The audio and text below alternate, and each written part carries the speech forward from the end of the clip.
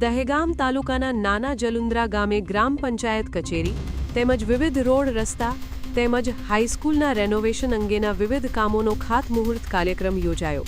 જેમાં અમદાવાદ પૂર્વના સાંસદ સભ્ય હસમુખભાઈ પટેલ હાજર રહ્યા હતા તેમજ દહેગામના ધારાસભ્ય બલરાજસિંહ ચૌહાણે હાજર રહી વિકાસના કામોની ખાતરી આપી હતી। આ કાર્યક્રમમાં હાલીસા જિલ્લા પંચાયતના તમામ સક્રિય કાર્યકરો ઉપરાંત જલુંદ્રા નાના ગામના વડીલો, યુવાનો, માતાઓ ખૂબ મોટી સંખ્યામાં ઉપસ્થિત રહ્યા હતા તેમજ ગામના સરપંચ રઈબેન જસુજી ઠાકોર વિકાસ માટે સતત પ્રયત્નશીલ રહ્યા છે, જેથી તેમને બિરદાવવામાં આવ્યા હતા। આ સમગ્ર કાર્યક્રમનું સંચાલન હાલીસા ગામના પીઢ આગેવાન પીટી ઠાકોરે કર્યું હતું।